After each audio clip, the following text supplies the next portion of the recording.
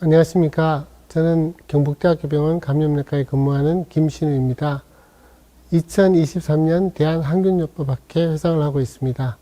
코나스는 전국 의료기관 항생제 사용량 분석 및 환류 시스템인데 병원, 의료기관, 요양시설 등 다양한 현장에서 항생제 사용 실태를 수집하기 위해서 2019년에서 2021년 질병관리청의 학술 용역 과제로 수행한 국가 차원의 항생제 스튜어드십 프로그램 개발 및 운영 평가라는 연구를 통해서 구축된 전국적인 항생제 사용의 감시 시스템입니다. 감시라고 하니까 좀 부정적으로 들리실 텐데 모니터링하는 시스템이다 이렇게 생각해 주시면 되겠습니다.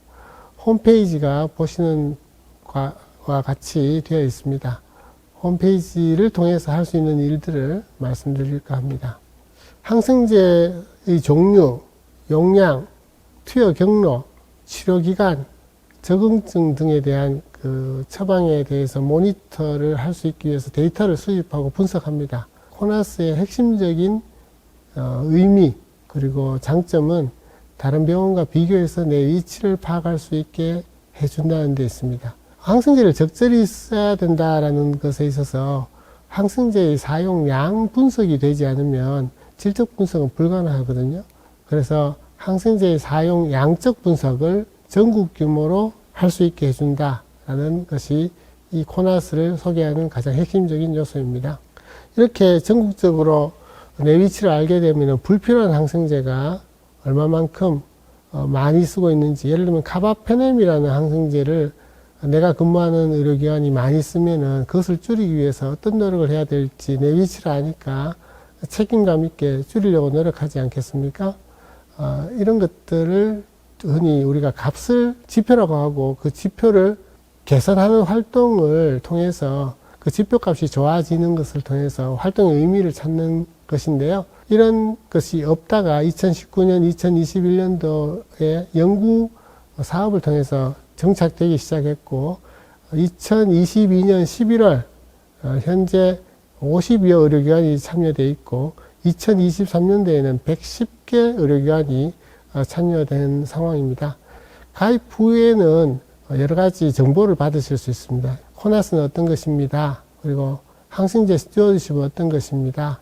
항생제 스튜어드십에서 동영상 링크라든지 과거에 제가 이렇게 나와서 이야기한 여러 가지 항생제 스튜어드십에 대한 자료도 링크 주소를 통해서 유튜브에서 보실 수 있도록 되어 있습니다. 그리고 항생제를 제대로 쓰기 위해서 내 위치를 찾기 위해서는 홈페이지의 메뉴를 통해서 기관 사이에 나의 위치, 그리고 기관 내, 내가 근무하는 의료기관의 각 그 계열별 항생제가 어떻게 사용되고 있는지를 2018년도부터 현재 2020년까지 제공되고 있고 그 이후의 내용들도 계속해서 업데이트 될 것으로 생각됩니다. 항생제 사용의 양적 측정의 의미에 대해서 말씀을 간단하게 드렸는데 좀 더 보면은 항생제 사용량을 모르면은 항생제를 제대로 쓰든지 쓰지 않는지를 알 수 없습니다. 그래서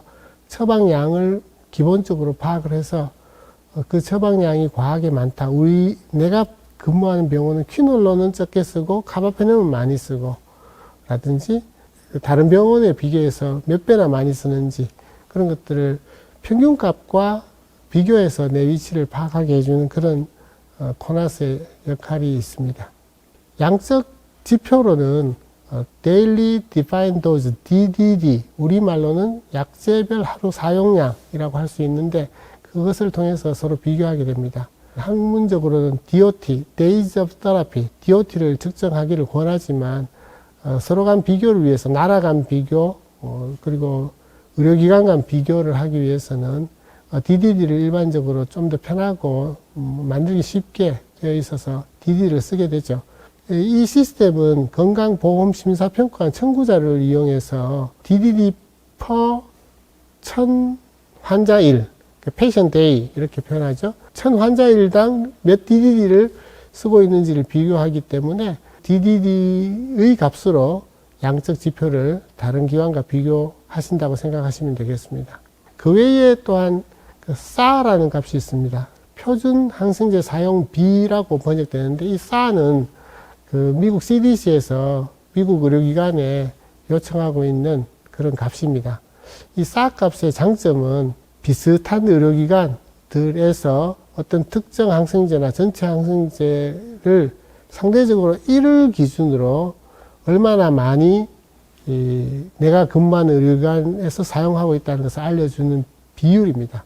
SAR을 계산하기 위해서 넣어야 되는 여러 가지 값들을 그 의료기관에서 넣고 기간을 결정하고 조회를 하면 카바페넴을 우리 병원, 내가 근무하는 병원이 동일 규모의 병원보다 1.3배 쓰고 있다. 0.9배 쓰고 있다. 0.9배면 적게 쓰는 것이고 1.3배면 30% 더 쓴다. 이렇게 되겠죠. 그렇게 양적 측정의 값을 DDD라든지 SAR라든지 값을 통해서 피드백을 받게 됨으로써 내가 근무하는 병원에서 어떤 개선을 필요로 한지를 알게 됩니다. 말씀드린 것처럼 메뉴에는 기간 간 특정 기간의 항생제 사용량, 항생제 사용 패턴, 항생제 사용 변화 추세, 계열을 결정하면 패턴을 알 수 있을 것이고요. 날짜가 있으니까 사용량의 변화 추세도 그려질 것이고요. 사용량을 연도별로 하면은 전체 사용량을 비교할 수 있을 것입니다. 개별 병원이 또한 본인의 병원의 기간 내에 특정 계열의 항생제들을 어떻게 써가는지, 최근에 코로나19 때문에 항생제가 좀 줄어들어 쓰여지고 있습니다. 그러나 좀 더 이렇게 의료 시스템이 정상화되면서 항생제 사용량이 늘어날 것으로 우려하는데, 늘어나면은 앞으로 트렌드가 어떻게 바뀌어지는지 등도 이 양적 분석에서 코나스를 통해서 알 수 있습니다. 항생제 사용량을 비교하는데 동일 규모 기관과 비교할 수 있습니다. 그럼 그래프로 내 위치가 있고 그 평균 값이 있고 다른 의료기관들의 값들이 나옵니다. 아, 그러면은 내가 근무하는 기관에서 항생제를 1등이네 또는 3등이네, 아, 제일 끝이다, 이런 것들을 파악할 수 있는 거죠. 그림으로 두 번째 그림은 내가 근무하는 의료기관에서 붉은색, 초록색, 노란색, 파란색 등으로 계열별로 어느 정도를 쓰고 있는지를 보여주는 그림입니다. 이 또한 우리 병원은 카바페넴을 너무 많이 쓴다, 우리 병원은 퀴놀을 많이 쓴다, 우리 병원은 마크로라이드를 많이 쓴다 등을 파악함으로써 그에 대해서 어떤 필요가 있는지, 어떤 수정이 필요한지를 알게 해준다고 할 수 있겠습니다. 테트라사이클린 계통을 많이 쓴다, 이런 것들도 계열을 결정해서 입력이 분석이 되어 있기 때문에 분석이 가능한 거죠. 사용량의 추세를 분기별로, 달별로 변해가는 모습을 보여줄 수 있는데, 최근에는 좀 줄어든 것은 코로나 영향입니다. 전체 사용량도 보여줄 수 있고, 그리고 계열별 사용량도 변화가 있습니다. 기관 내에서, 내가 근무하는 기관에서 사용량이 어떻게 변해지는지는 기관 간도 비교가 되니까 기관 내의 비교는 당연히 값이 나오겠죠. 그 안에서 기관 내에서 특정 계열의 약제를 너무 많이 쓰면 그것을 줄여야 되겠다는 피드백이 되겠습니다. SAR 값을 보여드립니다. SAR 값은 전체 항생제 사용량도 이렇게 다른 의료기관에 비해서 1.3배다, 1.2배다, 1.1배다 이렇게 나올 수 있고, 말씀드린 것처럼 아미노글라이사드 계열은 우리 병원이 적게 쓴다, 카바페넴 계열은 우리 병원이 많이 쓴다, 메트로나이라졸은 적게 쓴다, 이런 것들을 파악할 수 있습니다. 이런 SAR을 통해서도 아주 중요한 개선의 방향을 결정할 수 있습니다. 코나스는 지금 심평원 자료를 쓰기 때문에 우리나라에서 보험 청구되는 약제들은 다 파악이 됩니다. 우리나라는 보험 청구되는 약제가 거의 대부분이기 때문에 항생제는 매우 정확하게 값이 나오고요. 원칙적으로 DDD 값인데 DDD보다는 DOT가 더 좋죠. DOT는 그 시뮬레이션, 계산으로 향후 분석이 가능할 것으로 예상하고 있습니다. 지금 가입되어 있는 기관이, 의료기관이 일부입니다. 지금 강제성이 아니기 때문이죠. 그러나 이 코나스는 앞으로 가입을 해야 되는 그런 제도적인 당위성이 생기면 많은 가입자들이 생길 것으로 생각합니다. 전국 의료기관 감염관리, 감염감시체계라는 게 있죠. 정확하게 말씀드리면 코나스가 코니스를 벤치마킹해서 우리가 감염 관리를 통해서 감염이 얼마나 일어나는지를 모니터링해서 내가 내 위치를 찾고 개선할 바를 찾듯이 항생제 사용량을 다른 의료기관과 비교해서 알아서 어떤 개선이 필요한지를 찾아야 되는 그런 찾는 시스템을 만들었다라고 생각하시면 되고, 항생제의 코니스를 벤치마킹한 그런 버전이다 이렇게 생각하시면 됩니다. 단점이 있습니다. 단점은 현재 우리나라의 항생제 사용량을 처방하는 시간마다 이렇게 전체를 집계하는 시스템이 아직은 없습니다. 심평원 자료가 1.5에서 2년 정도 전의 자료를 분석할 수밖에 없습니다. 지금 2023년도인데 2021년도 이런 자료가 이제 만들어져야 되는 그런 단계에 있는 거죠.